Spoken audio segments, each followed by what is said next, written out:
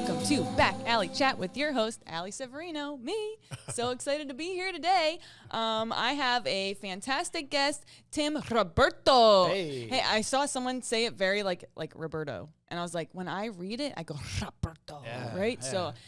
Really quick, before we jump into today's video, everyone like, subscribe, comment down below what you liked about this episode. Also, shout out to Code Word, where I got this awesome t-shirt.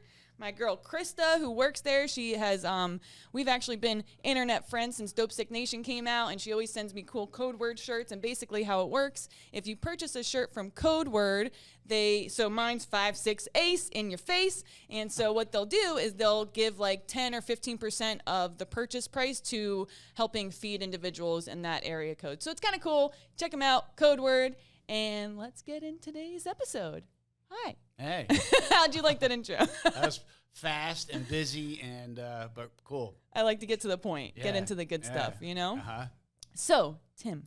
Yes. Tell me a little bit about your background and a little bit about your upbringing. All right, well. I know you're from Jersey. I'm from Jersey. I was born in Brooklyn. Okay. On Hendrickson Street. And Mom and Dad moved out to North Jersey when I was a little boy, and grew up in North Jersey in a town called Franklin Lakes in Bergen County. Right, where I'm from, Bergen County. Yeah. Yeah, what's up? Yeah. Uh-huh. It was a great place to grow up as a kid. And both your parents were together? Both my parents were together. My dad was a doctor in New York. Okay. Pretty well-known doctor. And then he was an Italian. He came here to Brooklyn in 1953. Really? Yeah. Oh, yeah. so you have citizenship in Italy? I don't. No? No, I was born here, but I heard if you have a father or grandfather who was born in Italy, you automatically get citizenship. You should look into that. I don't know. My dad pumped down our throats pretty much our whole lot. I'm one of 5 boys. America, America. That's all he ever talked about. Really? American cars, American everything. Yeah. Wow. He was in that era, you know, with Mussolini and Hitler, and Italy was poor, and he was one of 8. He was chosen to get the schooling. Like, my dad worked his ass off. Wow. And he was a smart guy, but he loved being a doctor. He loved being a doctor. What kind of doctorate work He was did he internal medicine. Oh, great. But in the 80s, boy, it's funny you asked me that, and we're already going there with this podcast. Like, I can picture my dad at the dinner table in the 80s. He was getting so fed up. You know, the hands would be starting at dinner time. He'd be like, this insurance, all this stuff, they're ruining the medical business. Everybody's getting sued. I don't love being a doctor. What the hell is going on? And then, I hear that a lot from doctors who loved having their private practice and having those close relationships with their patients. And now it's just like... My dad was paying over $100,000 just in malpractice insurance. Wow. And you got to churn them out to make the money now. 100%. So in the 80s, he was very well, he was pretty well known in Manhattan, downtown area. Okay. American Express picked him up. American Express Company, they made him he was their corporate medical director. That's a cool job. So he had a huge medical department down in New York. A lot of nurses and psychiatrists. So they had, back then they had about 12,000. I think it's almost double that now at their headquarters. Wow. But then, like their travelers check division was in Salt Lake City. So they had a big medical department there. Of course, they were an international company, and then, they had it in Italy. So he overseen all the medical departments. And then he was the medical doctor for 2 CEOs of American Express, too. Their personal physician. So, very successful doctor. Phenomenal. What about your mom? What did she do? My mom was the ultimate house mom. Yeah, Awesome. I mean, she was just phenomenal. She had 3 boys in diapers at once. Oh, wow. Because we had my brother Nick and then Pat and Brian, they were really close together. And so Nick was just starting, but he was still in him. And then boom, boom, boom. She had Pat and Brian. Where are you at in the... I'm the youngest. Oh, you're the... I was going to say it. I knew it. I could just tell. I could just tell by even your face that you're the baby. And that's why you were so much trouble. So tell me, when did you start drinking or getting, being a troublemaker? Well, I didn't like how I felt from a very young age, even before I got high. Like uncomfortable? Yeah. Yeah, something was just missing. It just felt, I wouldn't say invisible, but just uncomfortable, to keep it broad or general, I guess. And then at 11, I smoked some weed. And, my dad was a good man, but he was also an angry man. Mm. So up until 11 years old, when Dad came home like clockwork, man, 20 to 7, 7:43, I was right in there. Uh-huh. And every time that garage door opened up and Dad come in, it was always kind of like, Yeah. yeah. Mm-hmm. And then started smoking weed, and then I smoked weed one time because, the eggshell, the first time I smoked, the eggshells just went poof. Right. And then the chase was on. Uh-huh. I know that feeling. I was wired. I'm just wired like that. Right. Yeah. And so I smoked really close one time because I was always afraid of my dad, cautious. Mm-hmm. And I smoked, I don't know, maybe like a half hour before he got home once. Uh-oh. Yeah. Oh, God. And that door opened up, and in my whole life, even though... Panic attack. No, it's the complete opposite because, 11 years when you're a kid seems like forever. Yeah. So for as long as I can remember, and then that day, about 20 minutes before I got high, and then he came home, and instead of going, I went, Dad's home. You didn't give a shit. Yeah, Right. and I was like, oh my God, this stuff is unbelievable. And I totally understand that feeling of like mental freedom, like a break from your own mind and your own anxieties. And it's like when you like a valve opened up. Right. And you're like, cool. All right. Yeah, I'm cool. Yeah. And what a good feeling when you have not felt that way for your whole life, basically. It was phenomenal. Uh-huh. Like I say, euphoric recall. Right. I chased that until I was 44. That's a long time. Sure. 33 years. 33. Wow. Yeah, I got the bug. Man. I got the bug. I have that inability to stop. Uh-huh. Once it goes in. Right. And so did you finish school and everything like that? Finished school. I struggled started struggling in 8th grade. Okay, same actually. Being disciplined, that kind of thing. Well, I look at it now as an adult and as an educated adult because I did go back to school too. But, just living in the recovery community, the people teach you more than a book ever will, than a professor ever will. I'm not disrespecting professors. I had some amazing professors. Of course. People just have an incredible insight, and that insight is mixed with worth, and that worth is mixed in with experience, and it's just like, so I work with a lot of people every day. Yes, you do. And I've learned so much, and so, it was just... So what inspired you to go into the Marines? Well, I grew up in a very wealthy area. Okay. Very wealthy, I'm dating myself for all you 61-year-olds out there. And 61? I'll be 61 in August. You look very good for 61. Thank you. I grew up, the New York Giants were in my town a lot. Yankees. Had a couple of Yankee guys on my street, like Tommy John. Bucky Dent was there, and Goose Gossage, and Phil Simms, the quarterback. His wife went to our high school. Dad, I'm sure you know all these people. Yeah. But then I also seen the other side of a lot of wealth, and I didn't like it. Like a lot of marriages were being broken up from it. A lot of wives were not doing well with having guys on the side because their husbands are making this big money and they're never home. It's work, all that stuff. Yeah. Just the dysfunction behind it was really bad. And then a lot of drugs. There's more drugs in rich towns than there is in the hood. Right. More money, more problems. 100%. Yeah. For me, I don't think, they had to steal like people with less money, They could just get away with it. Yeah, they just get by. I say that. I was doing a thing for the city yesterday, and they were asking me about what are misconceptions about the homeless, whatever. I said, honestly, I just got to tell you guys, they do exactly what all of y'all do. Y'all just do it inside. 100%. Yeah. That's the only difference. 100%. They're just like you do it inside. 100%. Right. Yeah, so I was late teens, and I was like, screw this, man. I want to wear that uniform because it just intrigued me, and I was already rocking and rolling. It was right up my alley. I was already shooting a lot of weapons and stuff, and I just like I'm an outdoors guy. Yeah. So, of course, I heard, everybody's like, oh, my God, what are you doing? Are you nuts? You're Dr. Roberto's son. What the, and I was like, yeah, so.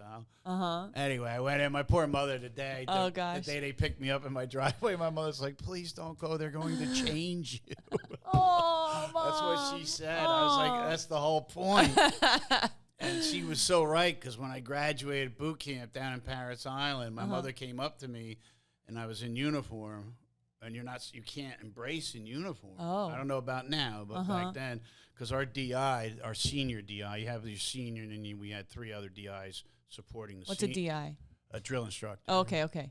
And he looked all of us. He called us in one at a time into his office, and he would say, "If you effing think about embarrassing any one of us, you'll be sorry." Oh no.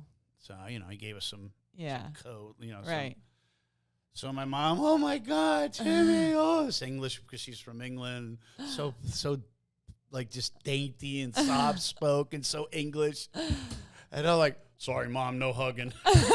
He's like, "Oh my God, they did change." She was really, I'll never forget that.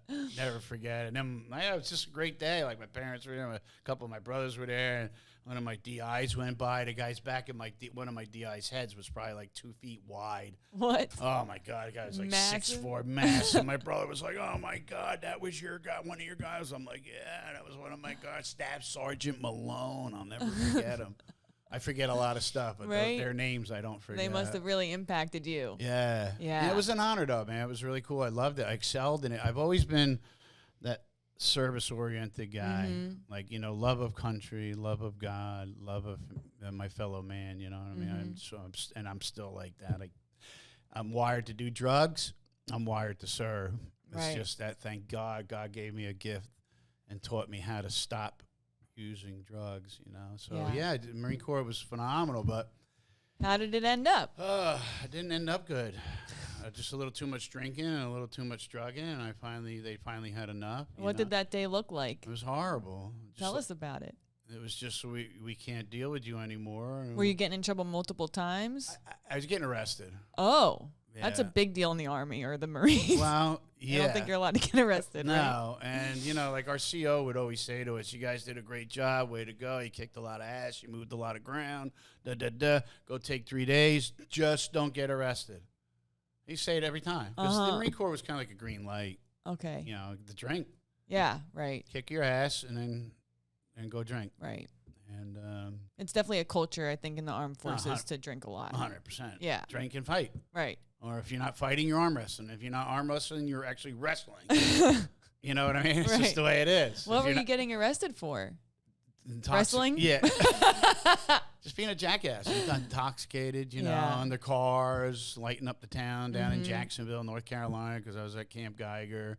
So any town around a Marine Corps base outside of it, it's just bars, rock bands. It's like Nashville, everywhere you go, Wow. Yeah, and then I had then I started getting cocaine in my system, and so I got less than honorable, but it was a terrible day for me. Yeah. I loved the Marine Corps, and I had relationships in there like I never had because like I said, I always felt different.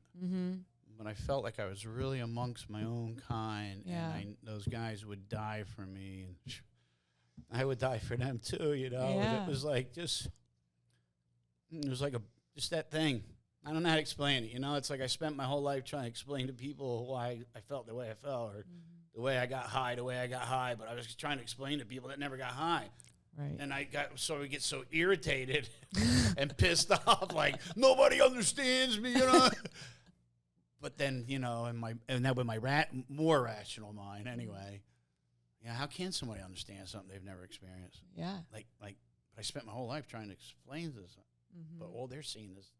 So that was what the Marine Corps was like to me. It's just that brotherly love, right? Yeah, it's deep, man. Yeah. It runs deep. The camaraderie and the bonds and the relationships. The things you go through, and it's just.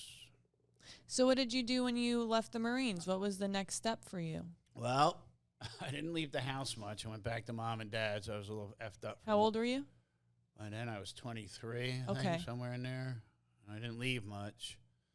But then my mom, my rescuer, said, "I just seen us," in her little English voice, "Timothy, I just seen a little sign on the flower shop down at the supermarket, and they have a delivery job position. Maybe you should go down."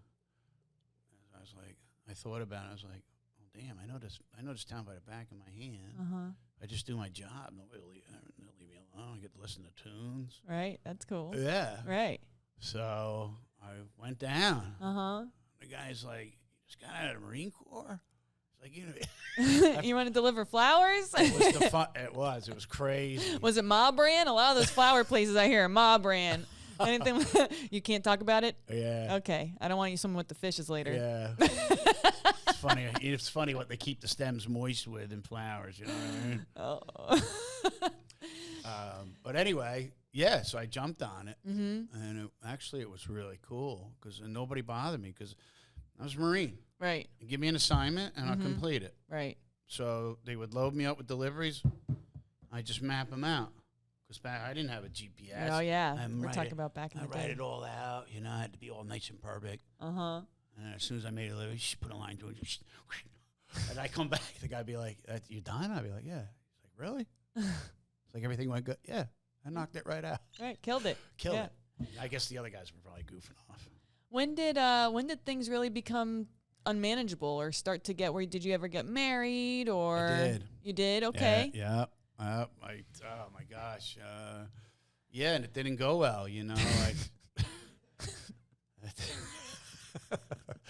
You know, it's crazy we can laugh, but you know. Thank God we can laugh today because Yeah. we've worked hard to repair a lot of that damage, I think, and Man, yeah, heal I'm so some of that stuff. I'm so fortunate today. My children actually let me stay in their house today, and That's amazing. that wasn't the case 16 years ago. You know, they were very concerned with me, and of course, what people were saying. And I don't blame them. Mm-hmm. I earned everything that was said about me. You know, it was all my own making. But yeah, I shredded her life all because I didn't like how I felt. Yeah. And I shredded my children's lives all because I didn't like how I felt. And I just, you know, I don't know any other way to put it. I had great coping skills. I could cop anywhere. Yeah. Anywhere.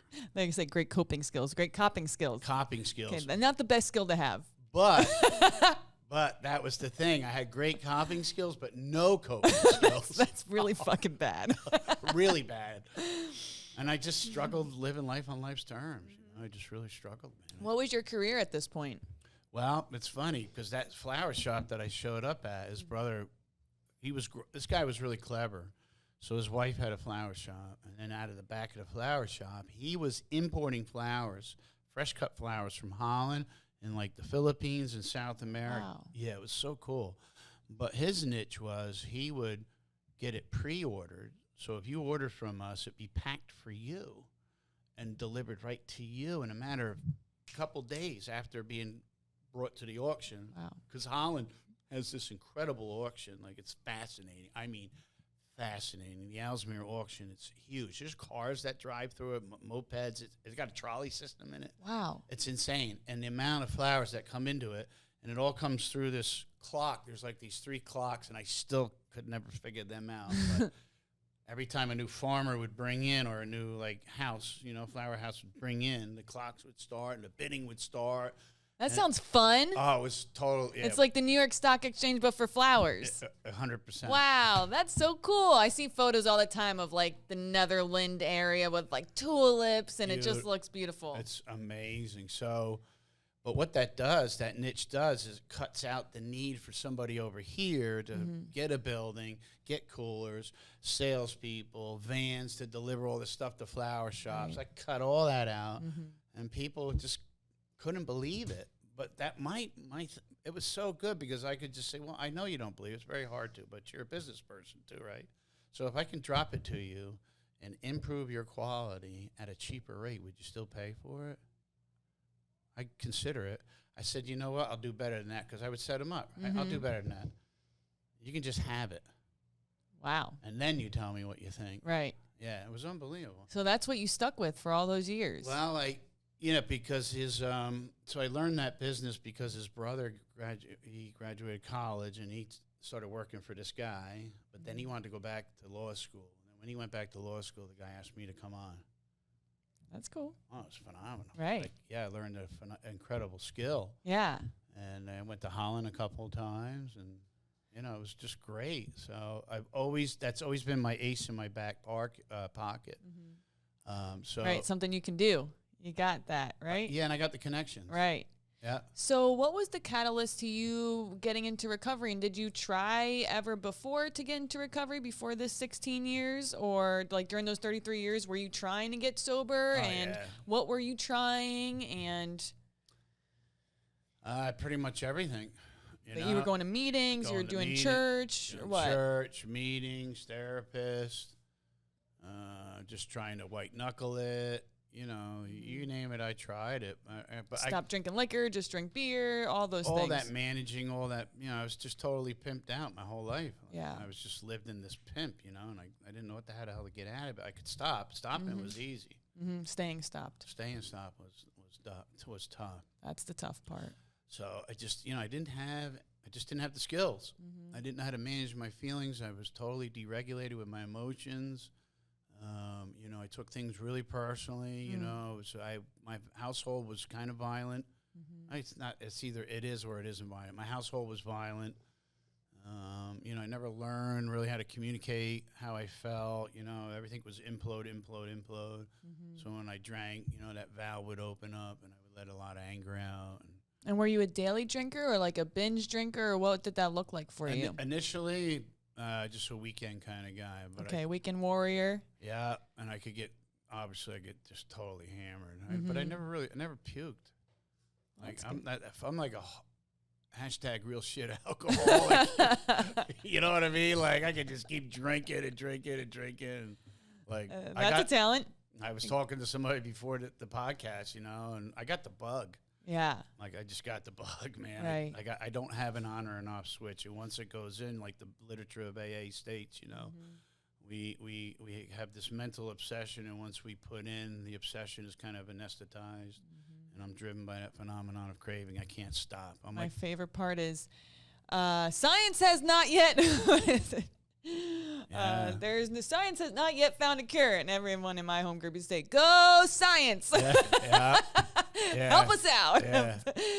Yeah, I heard that one too. Yeah. So you did that for a while, and then what changed? What made a difference for you after so many years of doing the same thing over and over again, expecting different results, getting no different results? What happened? Well, that's really easy to answer. My pain outgrew my fear. Okay. I was homeless down here in Deerfield Beach at 44. How'd you end up in Florida? Well, my mom and dad, when they left Jersey, they went over to Clearwater. Of course, I took mom and dad hostage, and then I had a seizure driving their car, partying. Yeah. And I think I was probably on my fourth day, no sleep or anything. I had a seizure. Actually, when the cop came to the emergency room, into my hospital room bed, he says, "You need help." And it was the first time in my life, like I never seen a uniform on a police officer. Like this guy was like, it was just that one of those times, you know what I mean? Yeah. Like the seeds were beginning to be planted. And he goes, I've been around for a long time. You could tell he was seasoned. I noticed all that stuff. I noticed equipment and, all that stuff. And you could tell he was seasoned. And he's like, I on my way here, I was like, I don't know what it was about that call. And I'm thinking, oh, my God, it finally happened. Because this was my third seizure in 33. Wow. And is it from not drinking? Is that what was happening? From drinking and cocaine. It just couldn't stop. So it's kind of like somebody explained it to me, and I stuck with that. Somebody's like, it's kind of like, your brain needs a reboot. Oh, wow. Because every time I had a seizure, it almost was like I didn't do anything. But it was, once I started, I couldn't stop. Right. I just couldn't stop. Yeah. So I've had 3. And so he said to me, when the 911 call came in, it said, the person said, "You're never going to believe this." But, and when he said that, I went, oh, my God. It looks like there's a guy driving down the street having a seizure.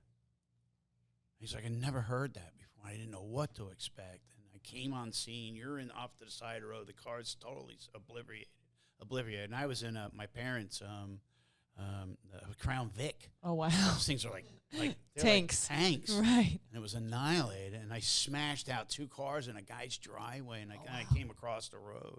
So when he came into the emergency, he's like, "You need help. You're going to die." Oh, wow. And that really affected me. Of course, I went out good measure. For good measure. little more R&D about a week later. And this guy that was in the Marine Corps with, who lived in Jersey, I was just with him today. Oh, It's unbelievable. Oh my God, I cry. Because I met him when I was like 21 at Camp Lejeune, and we've been friends ever since. And he called me one day, like, I don't know, like 20 years ago. He's like, I'm in Florida. I'm like, Charlie, what the hell are you doing in Florida? Oh, I just came to Florida. I was like, that's really weird. I never knew what right. I never seen Charlie smoke. I never seen him drink. He never did drugs. Wow. He was the Marine. When we got out of the Marines, he became a Newark police officer. Oh. It was like going from one hellhole into another hellhole. You know what I mean? Newark's like Afghanistan. I know. It's a war zone over there. It's like, Charlie, what the hell is wrong? Why are you doing that? I can't help it. You know, one of those kind of. But what happened was he started turning to dope, being a cop. Wow. The trauma and it just broke him down. Yeah. He went to a doctor, and I think they gave him Klonopin or something. And that like activated his bug. Next thing you know, he's banging dope. Wow. So he lost his career too with that. So when I called him, he says, I've been waiting for you this day. I was like, what are you talking about? You waiting for this day? He's like, you remember when 20 years ago when I told you I was in Florida? It's like, I came because I was banging heroin, and that's why I lost my job. I was like, oh my God, that's what happened? Charlie, to this day, I would think about it every once in a while. Like, I wonder what the heck happened. Like, it never made What's sense. What's he doing in Florida? Correct. And now we know what everyone's doing in Florida. Oh, yeah. Either getting lit or getting well. Yeah. Trying to get better. Yeah. Wow. I know. It's deep, man. Like, so deep. And so he was already at this place in Deerfield Beach. Okay. Excuse me. And, of course, he relapsed. They kicked him out, and they cleaned all that up, and he was back on the beam again. He was on the beam when I called him. Perfect timing. Talk about divinity, man. Yeah. Grace. It's all grace. It's so deep. It's beyond knowledge for me. So, the joke was with the owner of that place. The guy Charlie, because he's an electrician, was doing a lot of work for him. He's like, I'll never forget that day. He just kind of pulled in and said, hey, here's Timmy. Get that. It's like, and then Charlie just took off. He dropped you off and just took off?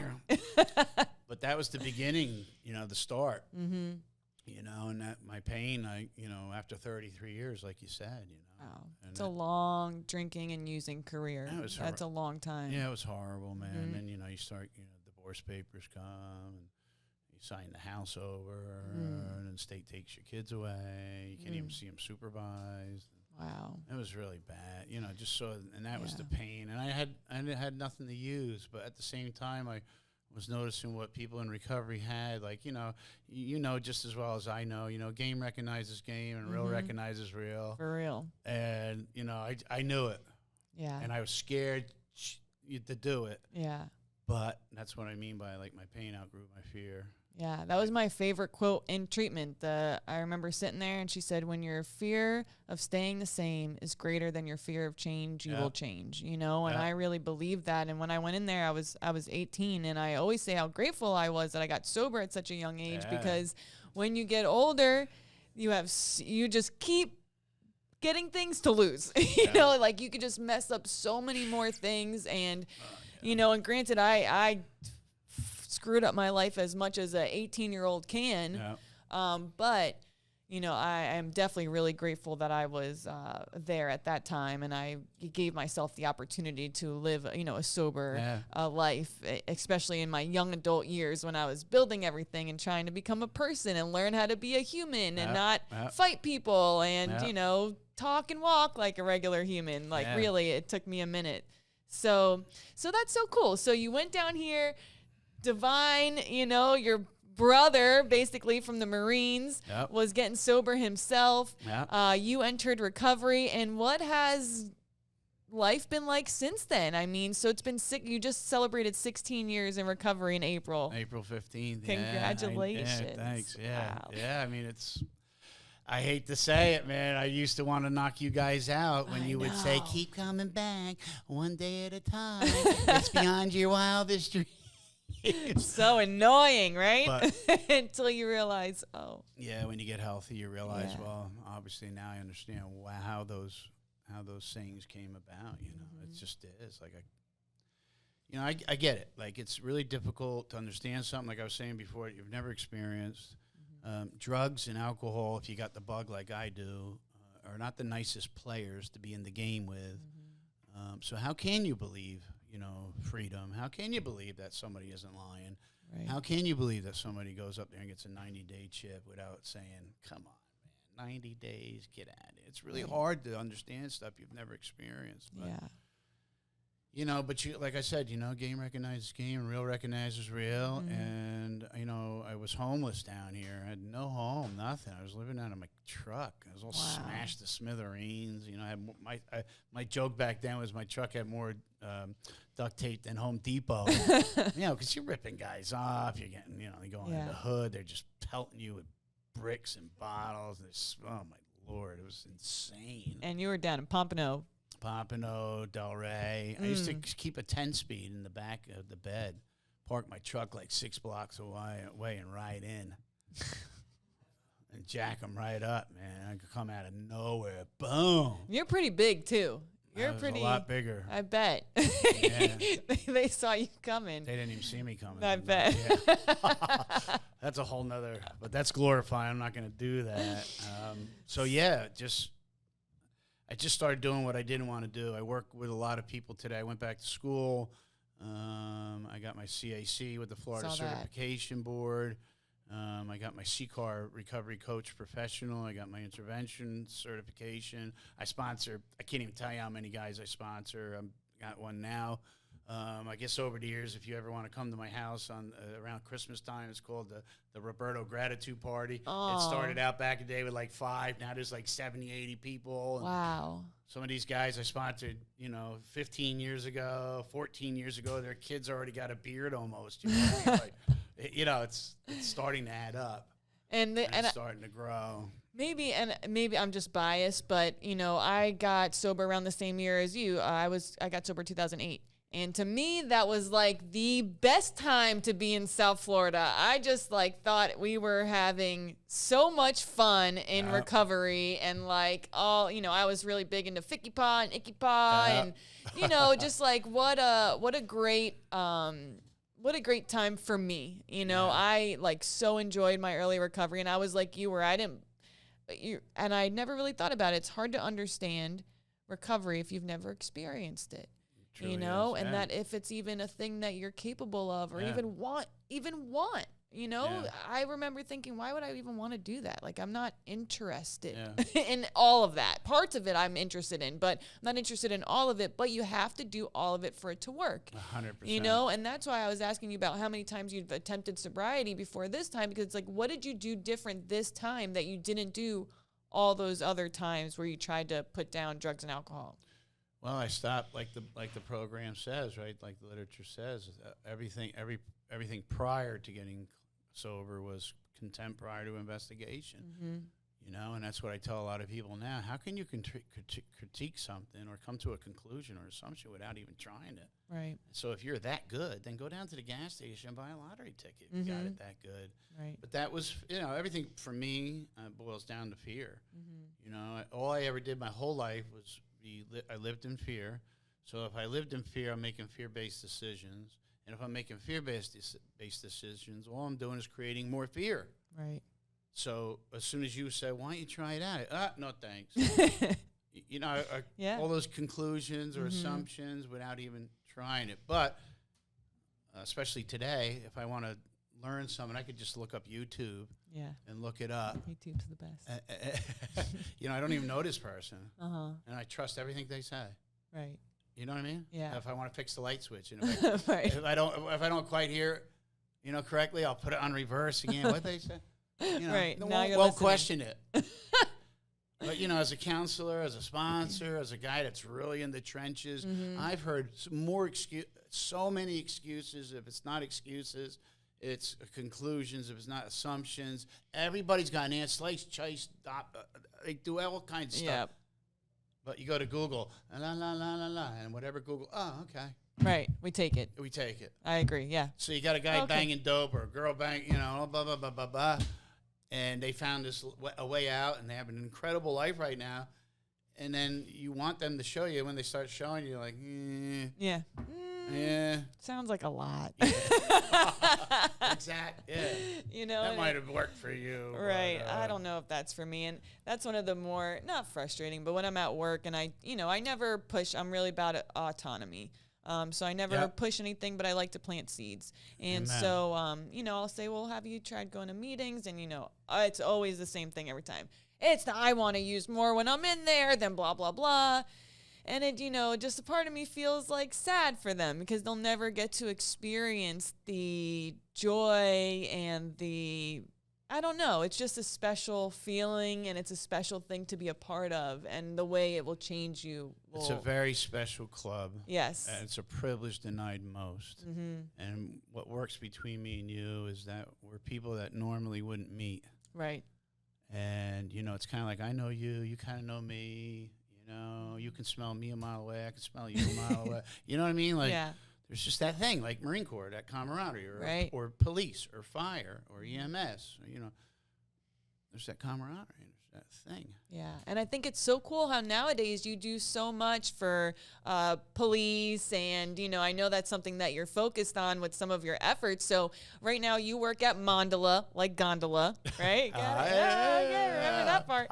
So, and basically I was there the other day for, what was it, the fentanyl awareness thing, where they were talking about, well, we really didn't talk about fentanyl because a lot of people, nothing's really, there's fentanyl, but there's a lot of other things out there right now that we were discussing. Yeah. And so you were giving me a tour of the facility. And the one thing I noticed about you is that you just oozed happiness, like it felt good to be around you and like just such a great energy.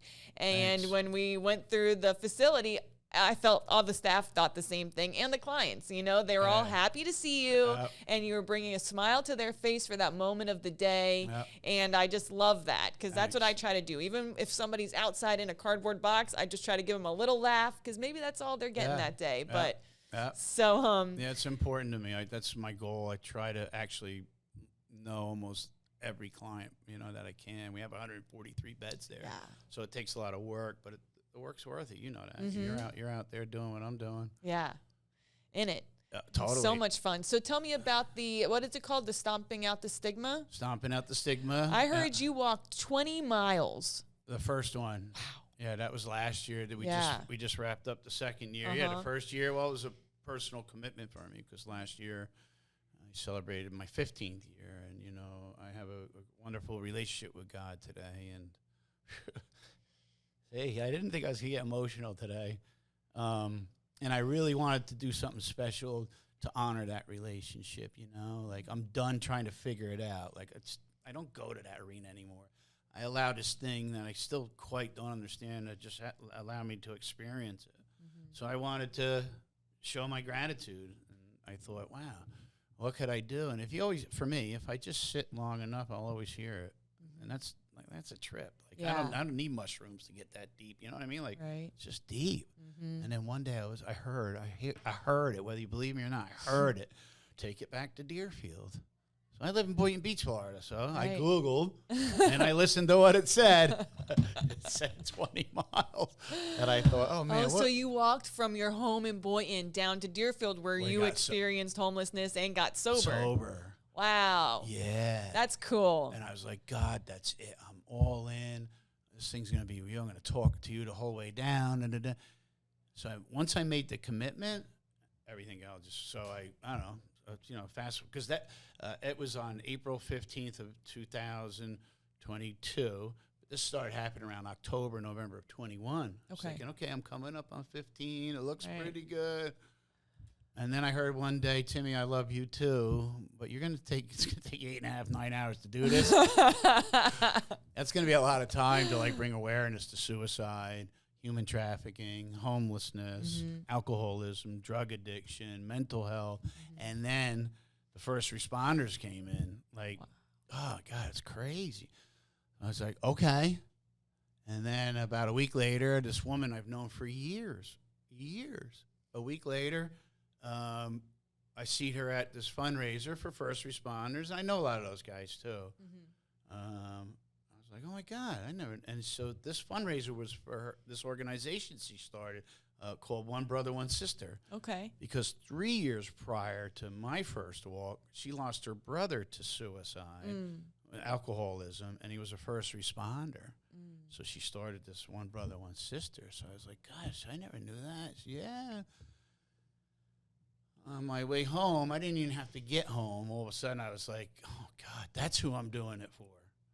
Wow. I'm like, oh, my God, now that we're, like, really going. I'm like, well, what am I going to call it? And then, you know, it just came to me, stomping out the stigma 1 mile at a time, because these guys are really suffering. Yes. Because they got that code. Right. And that code doesn't allow them to communicate, you know what I mean? I'm thinking, my gosh, their suicide rates are going through the roof. Their alcoholism's going through the roof. You know, I just went to a trauma seminar, first responders, and the guy that presented it was incredible. And he's talking about what I'm always talking about. There's only so many babies' arms you can pick up off 95, and only so many burned kids in a body that you can bear it with, or firefighters that the floor gave out and they're dead now, and you have to pull them out.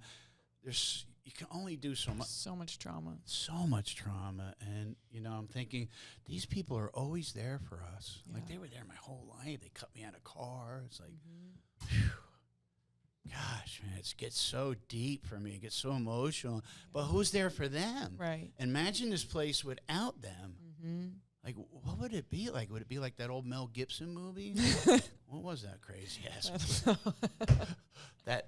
Where they drove all those weird things, the Thunderdome and stuff. I don't think Mad Max. Mad Max.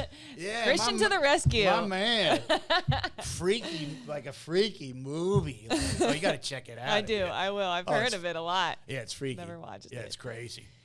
Yeah, I love RP. I mean, and I say it all the time to people who, you know, maybe they give the RPD a hard time, and I go, these people see so much stuff throughout the day, like, and you want them to be perfect humans all the time when they have no clue what they're walking into.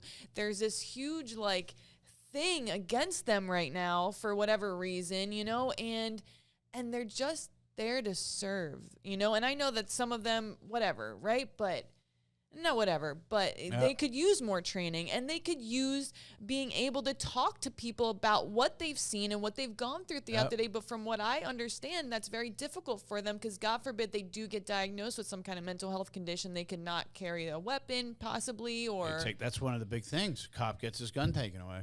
Right. So how do we even fix that?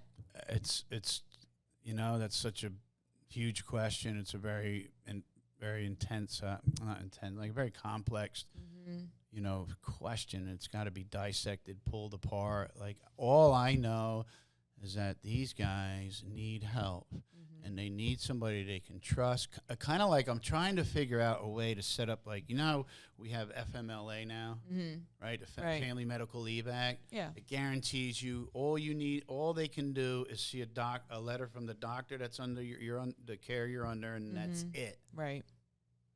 How do we do that for a guy or a gal that's about to blow their heads off, that can call a line and have guaranteed anonymity, or or support, in some way, instead of shunning them, ostracizing them, or just giving them the fear in general that it's going to somehow ruin their life if they speak up about what they're going through. Yeah, because, like, say you start getting, like, to that 18, 19, 20, 21, 22-year threshold of service, like, now it starts becoming, some more fears, because everybody's got them. I don't care who you are. Right. More in financial insecurity. Like, what am I going to do? 2 more years for my pension, you know. Right. Yeah. So if that comes out of it, that'd be a phenomenal. I have this thing I'm working on right now. It's a huge. I'm almost dying to say it right now, but I haven't committed yet. Okay. And I maybe I'll tell you when we're done, but I just, it's a big commitment. Yeah. Well, you brought up a really good point about the FMLA, and I don't think a lot of people even know it. I mean, I speak to a lot of people every day who have no idea that they can use their FMLA to, like, go to drug treatment. Oh, yeah. You know? Yeah. And I guess it makes sense if you've never had a job that offers benefits, but if you're at a place of employment that offers you health insurance benefits, right? Yep. Then you have a thing called FMLA, Family Medical Leave of Absence Act, okay? And so that allows you to go to treatment, but they'll never know you're going to treatment. No. They're just getting a letter that you have some sort of, it could be anything. You could do for surgery, you're getting an elbow thing, whatever, you know? Correct. But you can go get the treatment you need without getting fired. They have to hold your job legally. Legally, no repercussion. Yeah. Do you get paid while you're gone or no? I think some companies might. You might be able to go for disability too. I think that's like a case manager thing. Right. Yeah. I don't know. Definitely not a case manager. I'm a yo. You don't look well. What's going on with Right. you? Get in here and talk to me now. Kind of guy. I hear that. Me too. I hear that. I tell people all the time, I go, I'm not a case manager. I'm not like a paperwork person. I'll do it if I have to help you out, but I prefer not to. Yeah, that's just not my wheelhouse, man. I get overwhelmed with that stuff. Working with my own kind's my wheelhouse. Yeah, I hear that. Yeah. So I think that that first responder stuff is really interesting, and it's something that I think needs to definitely be spoken about more and thought about more for just the regular public. You know, when you have interaction with a police officer, just take a moment to consider that maybe they have, you know, like last week I called one of my officers that works with homeless outreach, and he couldn't come because an old lady jumped off the top of our parking garage downtown. You know, and they have to see that. They have to go there and actually see this old lady who killed herself for whatever reason, clean it up, and, you know, it's just, it has to be so heavy. Well, you turn off. It's like that. You just turn off. Like you don't feel anymore. You've lost that humanity. I mean, it's not away, but you need help to turn it back on again. Like it's bad. Yeah. It's really bad. So this was our second year, and it elevated. You know, I had a fire chief come from a town and do a presentation, and that's his concern too, especially Palm Beach County. Like their suicide rates up there. Really? First responders. Wow. Yeah, it was sad. And then I had another firefighter come. I had a firefighter union donate. I had another firefighter union buy our T-shirts. It was the first year I introduced T-shirts. Cool. Oh, it was incredible. And how do you start something like that for maybe people at home that want to, you know, do something to raise awareness about something? How did you? Passion. Yeah. You know, mine started from my heart and gratitude, and that's where I think gratitude will always lead you to other things that you need to find. And you need to start cultivating, and you need to start manifesting, like you said. I was just gonna say that. Like you're a farmer too. Like I'm a farmer. I just am. I'm not in the business of outcomes. Yeah. But I'll give you enough seed to where you could grow a really good crop if you want to. Right. You know, but I'm not in the business of outcomes, and I definitely wouldn't deny anybody their due process in life. It's your due process, not mine. Yeah. I don't have that kind of power. I agree. I tell people all the time, they go, well, you want me? I go, I don't want you. Make all your choices, my friend. I'm going to give you these resources and I'll be here, but you make your choices and I make mine. Tonight, I want to go home because of the choices I made, you know, and then you got to do whatever you have to do. 100%. And we can't be attached to our outcomes, especially working in addiction treatment industry, because we know that the outcomes are not always the best. Right? Yeah, I can't get attached to it like that. Yeah. You know, because sometimes, I mean, I will outwork them to a certain extent, you know, but everything's kind of like within reason, you know? Like, I know when to cut it off today. Like, okay, now I'm trying to change their path, or I'm trying to change their direction. I don't have that kind of power. And also, I think it's really disrespectful. Yeah, really? Yeah, because who am I to tell you how to do it? Who am I for me, you know, who am I, like when I start doing that, I'm like, it's like I'm questioning God's work. Right. You know, and who am I? I'm just Tim. You know, I'm trying to deny you of your due process. You got to do that. Nah. Yeah, I'm with that. And that was one of my favorite things. Because, you know, working in treatment, there are a lot of people who will try to tell individuals what they have to do. You know, everybody's got their own style. Everyone's got their own thing, which is fine. But for me, like, especially with doing the homeless services, and obviously a lot of the individuals I work with are on substances, but I love just giving them those options, right? Like, I don't want to be in charge of making their decisions or have that on me if that what I told them, because not what we do, 12-step program does not work for everybody. I mean, it works for a lot of people I know that work it, but for some individuals, it's not going to work. For some people, church is going to work. For some people, maintenance programs are going to work. Like, but I got to be around my own kind. Yeah. You know, like what happens if I'm in church and I'm next to that guy that I hang out with all the time, and he says, "Hey, it's been a long week. You want to go get a burger and a beer after church?" Some people are like, able to do it. I don't know. For me, it doesn't work either. I'm not me, I needed this. Yeah. You know, for me, I needed it. Yeah. I really needed it. I needed to learn everything that they've taught us. I needed to go through my steps. I needed to help others. I needed to be like in the middle. I fully needed that. And I agree. I think some people who may rely on faith-based stuff, I do too. I'm active in my church too. It's great. Yeah. It's a good space for me. But if that's all you have sometimes, and if bad things happen, that's what I always think. Like, Correct. I still love my AA. I'm still involved in AA a lot. I got a new sponsee just not that long ago. So yeah, I'm still right in the center, right in the middle where I need to be, around the triangle. Yeah. And how do you like working in treatment? What is that like for you? I love it. Yeah. Yeah, I've been given a credible resource. You know, I can help so many people from a wide range of people, from people who have, you know, the ability to pay for insurance and people who don't have the ability. And that's what I love about my work and my place of work, because it doesn't matter if you got a policy or you don't have a policy. You get the same care. Yeah. And that's the one thing I appreciate about you guys and how we ended up meeting. That's the only reason I even went to that meeting, is because I know that the work that you guys actually do.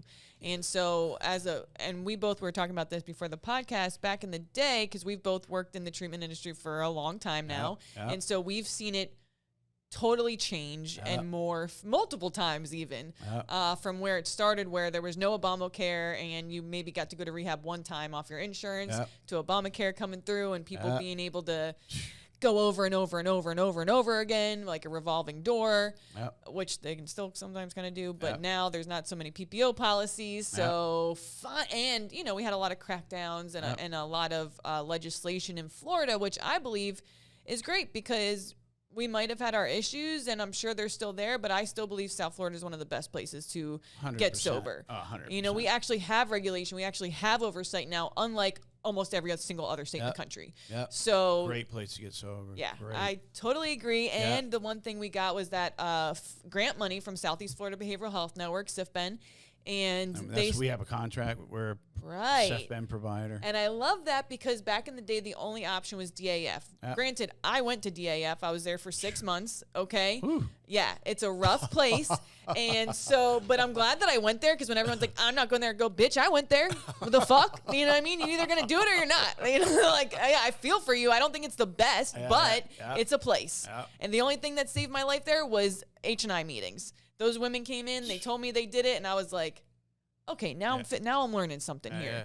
I love H&I. But to give individuals who don't have insurance, that are from here, that are locals, the opportunity to get treatment at a for-profit place, private facility with, you know, real clinicians and doctors, and not just some people making $10 an hour. Is just, it's life-changing. And now that so many facilities are forced, basically, not that, you know, but a lot of places now take Medicaid, Medicare, and in-network stuff. Like, I have been able to get so many people who have, like, one of my clients, he's 63 years old. He's never been to treatment his whole life, but has struggled with substances his whole life. And, you know, I finally was able to get him in the door, into treatment, and now he calls me once a week, and he is like a different human. And he was experiencing homelessness for years. That's awesome. And his life is just changing. Same thing, I have another client. Last year he was shot 3 times, one of them in the balls under the Palm Beach Lakes Bridge, and he was just a mess. He came up from foster care, and when he turned 18, you know, that was it for him. And he always has relied on different government programs, whatever. And he aged, so you're considered a youth in Palm Beach County to 25. Once you turn 25, you're with the big boys now, right? You come to my office, and it ain't the same. We ain't babying you or holding your hand. Like, there's a lot of people trying to get help. So he shows up at my office. I said, Mr. Gene, you got to be with me. I said, I'm telling you, boy, you better figure it out. I don't know. Where's you don't know where your social security card is? You don't know where your ID is? Like, this is, it is grown up time. We need to get it together. And then, you know, the guy who had shot him was getting released, and he came to my office one day, and he was just disheveled. And I said, have you thought about going to treatment? He's like, I'll go. I said, all right, let's do it. I had him, that day I had him into treatment. I was driving him down south, and he's like eating this can of chicken noodle soup. I've never seen someone do that. Cracks open a can of chicken noodle soup in the back car. I go, bro, if you spill that, it's all over his face. He was just, and so, you know, and today I talked to him, and now he's up in Tampa. Looks amazing. He already did detox. He already did residential. He was going to come back down here. I said, please don't. I'll do anything for you not to come back. I personally gave them money to get him an ID and stuff up there, like out of my bank account, like, please help him. And he called me, goes, I'm going in my program in Tampa. I'm staying up here, and I found a sober living. And I was just like, wow, these opportunities were not afforded to individuals like this 5 years ago. And it is just such a blessing to be able to see my people, who I feel are my people who did not have insurance, who don't have any money, actually get help. You've been entrusted. Yeah, I'm lucky. You've been entrusted to pass the baton. You finally got your shit together. I know. And it was waiting for you to get it together. And now you got it. It's giving you all these perks and blessings, and it's all the great. Best part. It's all grace. Yeah. For sure. Yeah. So I thought it'd be cool if we could talk, because I've had a few people in the comments even talk about different drug trends that are going on now. And I guess since you work there, you probably see a lot of different individuals coming in, and it's different than our time. You know, back when we were using, I mean, I felt like I can basically trust what I bought off the street. This was pill mill era. You were just getting regular coke, crack, pills. You had to go all the way to Miami to get dope. Really, and it sucked, and no one even did that.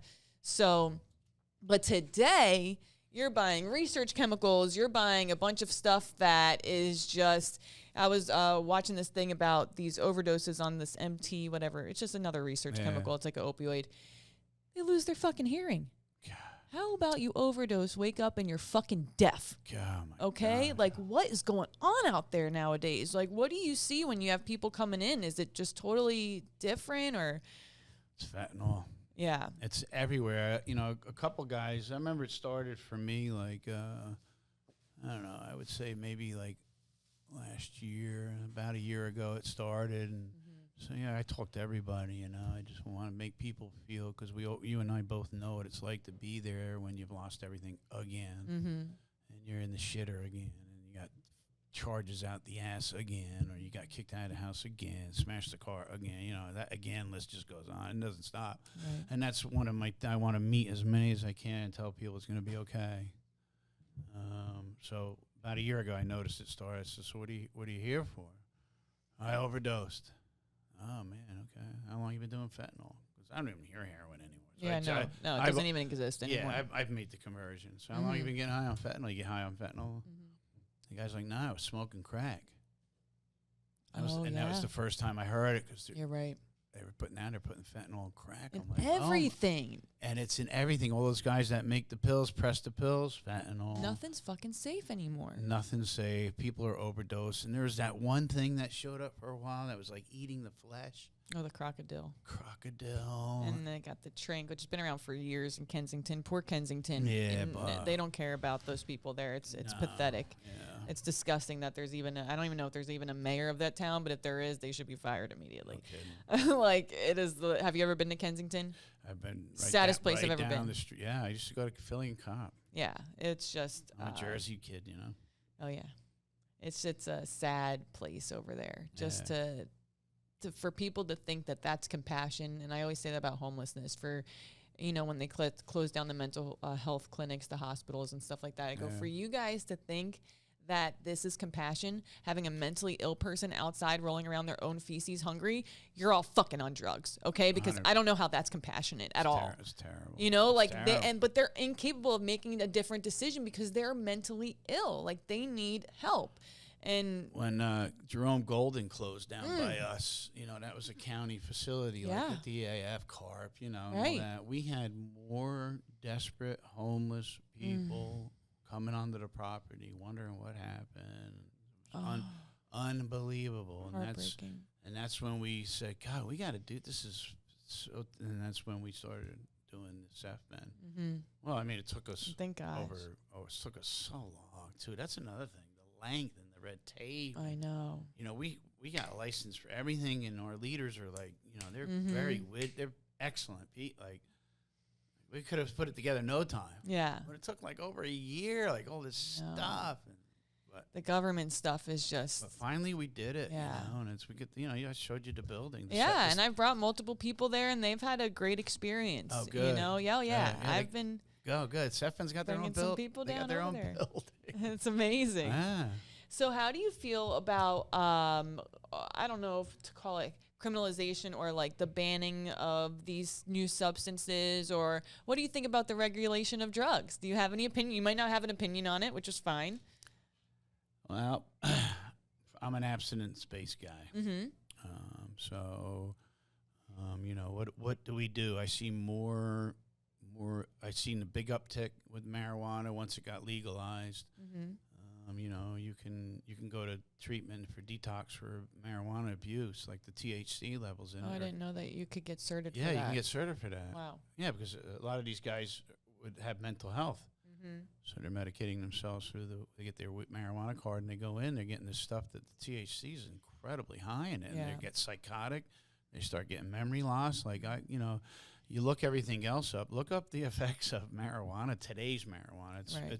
It's really damaging. And, and I don't want to get into the debate of it's a gateway. My experience was it was a gateway. Mm-hmm. And that's all I'm responsible for my experience. But, I'll be 61 in August, like I said. I've been around a while. Yeah. Got a couple of days under my belt. And you do? Oh, man. Just a couple. I've heard more people because I work with men and women. It doesn't matter to me. Mm-hmm. We're all God's children, and I've been given a tremendous gift, and I'm going to use it. Because if I don't, I'll be getting high. Yeah. There's no in between for me. Mm-hmm. It's either I'm all in or I'm all out. Yeah. And I've had more people say like what I did. I took a hit of that weed, and everything just went poof, and the chase was on. Wow. Yeah, so I used to kind of feel similar. I mean, and not really about weed. I think that people should be able to buy things like that in a way that's safe. It's a complex feeling that I have, because every time they ban, and this is what I brought up when I was asking questions in the meeting that we were in the other day. I was asking like, well, what are y'all going to do about it? You guys keep banning these substances, and what happens is you ban it and something worse comes out. Okay, so we got rid of the pill mills, and then we got fentanyl. We're clamping down on fentanyl. Now you got Trink, because the xylazine you can just buy on the internet. Oh, we're going to clamp down. Then you got the tiadapine, however you say it, that people are just buying at the gas station because you want to ban kratom. So we're banning, natural substances that are harmful, but not as harmful as these lab-made things coming from China. And it's hard for me because I'm like, it's the better of two evils at some point. Seems like it. But then I don't want to be legal, because in like Canada, where they've made, I think they're doing some sort of decriminalization or something of heroin, but they're letting a pharmaceutical company make it. How dare you? What do you think a pharmaceutical company is going to do if they're allowed to make legal heroin? They're going to have the country hooked on it. I mean, let's be real. That's what they do. They're in the business of making a dollar. So it's like the cigarette business. They all knew. Oh, it's such a mess, Tim. Nicotine, it's a real mess, Yeah. And I think it's going to always be like that, Man fails, and man doesn't like we don't like how we feel. People don't like how they feel, and they're always looking. It's an internal struggle. I just think a lot of it's an internal struggle. And I like what that guy said at the meeting, that we're in a chemical crisis. It's not about a certain substance or fentanyl or whatever it is, but it's truly a chemical crisis of people wanting to not feel the way that they naturally do. For me, when the spiritual malady is overcome, we straighten out mentally and physically. Mm-hmm. There you go. Thank you so much for hanging out with me today. This was so fun. Yeah, it was great. I found a nice little cafe, too, here before I went on. I know, you were saying that. Great piece. Peach pie and a cup of coffee. You're an English-Italian man. Yeah, 100. And your English accent's not very good. No, it probably sounds Jersey. So me and my boyfriend, we do this thing, and I'm going to wrap this up, but so when we are trying to have difficult conversations with each other, and we started this like really early when we first started dating, we start talking in an accent because it makes it so I'll be like, I really don't like the way it made me feel. Made me feel a little sad when you did that. And then I thought, that's not very nice. And so we'll talk like that to each other because it just makes it not so serious and we're able to express ourselves. It's pretty funny. So tip at home. Try it out. I don't know. Try Scottish. Maybe it's hard. And now we talk like it all the time. And everyone's like, why are you guys talking like that? So Anyway, thank you all so much for hanging out with me and Tim this afternoon. I hope you all enjoyed this video. Like, comment down below. You know that this is the #1 fastest growing addiction recovery, mental health, homelessness, social issues, whatever podcast in the universe. And I'm so happy to be here. And I'm so grateful that every single week you guys continue to support it. And it means the world that you guys are with me on this journey. So thank you all so much. If no one told you they loved you or they're proud of you today, I am. I think Tim is too. Yes, I am. And we'll see you next week. Yay, Allie.